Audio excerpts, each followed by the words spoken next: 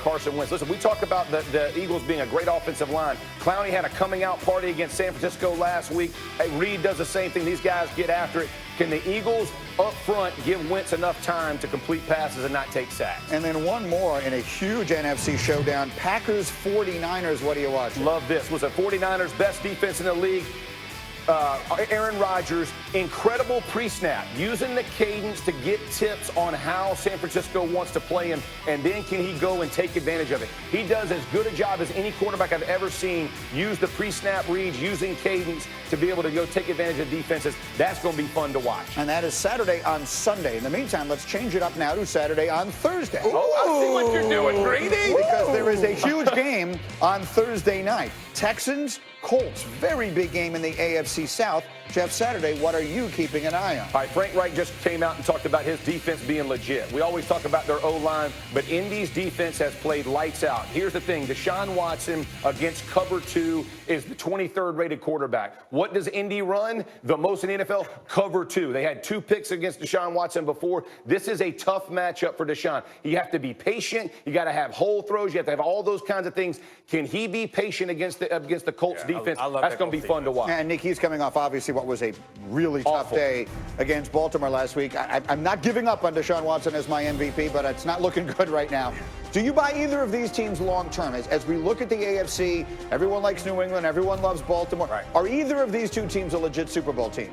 Probably not Super Bowl, but if I had to pick one, as much as you are going to disagree with it, I go with the Colts. I think the Colts have been I'm not going to disagree with it. I know as much as you love Deshaun Watson, but the Colts have been a solid team that you can count on. Darius Leonard on that defense, having him back and having him healthy is such a difference maker because, in part, that cover 2 puts a lot of pressure on that Mike linebacker. You have to be speedy, athletic, and also big and physical, and he manages to do it all. He is the key to that defense. As long as he's healthy, I think the defense can play well. The offense is, Frank Reich, he should get some Coach of the Year talk also. Ain't no doubt. Listen, the reason I give them credit, they are playing really well on defense, but O-line, they set the tone with that offensive line. They can be physical. They're no matter what. Surprise, Green. It's backed by rotation. Jacoby Brissett has been fantastic. Everybody's bought into these guys. You think about Andrew Luck, retiring on them, right before the season. It has not derailed this team at all. They're just getting better as the season goes on. Big game to show you who it is, but that's why I think the Colts have the best shot. That's incredibly impressive because they went from last season having their head coach quit on them and still having a great season to this season having their franchise quarterback quit on them and still having a very good season. Chris Ballard does a fantastic job. Adam Vinatieri is going to the Hall of Fame, but there are a couple of makeable kicks away right now from having a very different record and a very different narrative. Speaking of narratives, I want to talk about something else. I want to go back to Tua Tagovailoa. This came up at the beginning of the show today. He got hurt, of course, during the win Saturday against Mississippi State. He's going to miss the rest of the season. Suffered a dislocated hip, was carted off. Recovery looks to be about 3 months for him. I want to show you right before we went on the air this morning, because this is something that has a lot of people from a lot of different walks of life talking. I found this tweet from Chris Bosh, obviously an NBA star, so a different sport, but he tweeted, Tua should not have been on the field. Alabama and all the adults out there, where were you when Tua said he wanted to play? And Chris Bosh is by no means the only person that I've heard giving sort of a similar thought. So I wanted to bring all of our football people in here together in various different ways, covering the sport, He's already ready. And all the rest of that. No, Chris Ross is an interesting person to say that because he did want to play with his heart condition, and the adults, frankly, in the room said no. So I just think it's interesting to have Chris Bosh in particular. I didn't know if you were going to say that. No, well, I hadn't thought of it, but it is important. It probably is a good idea to bring that into the conversation. He had a variety of issues, and they didn't let him play. They took his helmet away, if you will, to use sort of football terminology. David, should there have been an adult that didn't allow Tua on the field that day?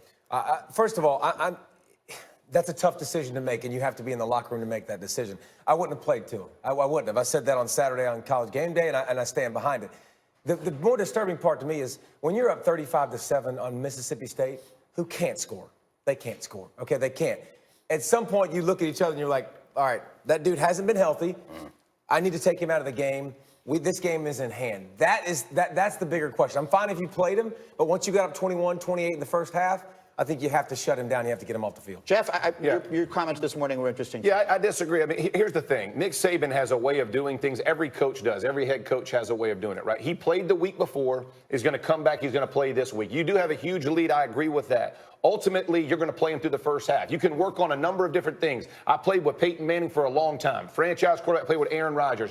Very rarely, if ever, did we come out before half. We were going to run a 2-minute drill or a couple 4-minute drill. We're going to try to do something, even against lesser competition, to get better at our craft.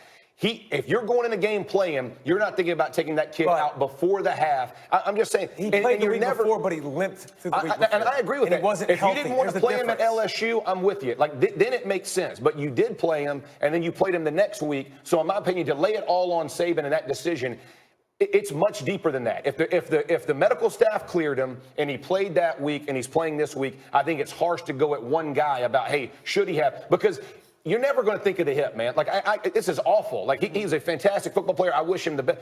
You're never going to think a kid's going to get his hip at that moment. Maria, let me bring you in here because you've covered so much of this and so many of his games, all that. You made the observation today.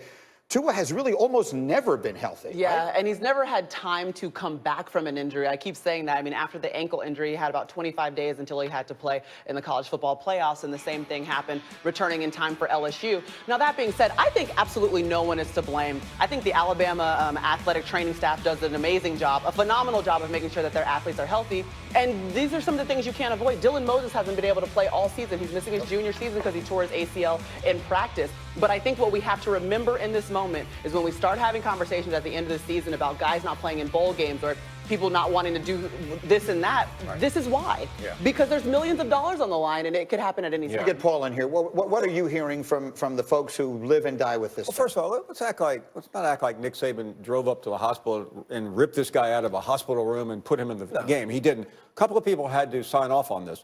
The medical staff, as Maria said, Nick Saban, and Tua. I'm told that Nick Saban went to Tua that morning and said, "Can you play?" And I know every player says yes, but he made it Tua's decision. Tua made the decision to play. The second part of it, I think, is interesting. Why was he in the game? You answered that. So there are no people to blame. Your point about him saying, "Can you play?" He said yes. No player has ever said no. Even if they don't want to play, you have to say yes. I understand that. Coaches will take that and think, "Oh, he's soft. He doesn't." Believe. So I don't give much credence. I'm just giving a narrative on what happened. No, I understand, but Saturday I'm not someone who's going to blame Nick Saban necessarily. But I do think that it's unfortunate if we think about this in a broader context that he's even having surgery for high ankle sprains. Like, that to me seems like an unnecessary thing to do. Like, I had a high ankle sprain. Right. I sat for 4 weeks, and then I got back out there. Nobody was going to cut me open unless I had torn a ligament. So we can go back to that. But if he's going to play in that game, I think it's hard. There's no way to predict that this ankle injury led to him fracturing his hip. So I can't blame Saban for that. But there's one thing that you can look at with Tua that's a trend. Tua is a guy that makes plays and holds on to the football consistently. Right. So what is going to happen? He is going to be at risk. He had tightrope surgery. He got rolled up in the LSU games. He has so many opportunities throughout his career to get rid of the football time and time again. He wants to extend and make plays. Jeff, as a coach, I have to protect this player against himself. He did it in the Mississippi State game. He did it in the LSU game. You have to be able to throw the. Why he got hurt was holding on to the football. So I have to protect him from him.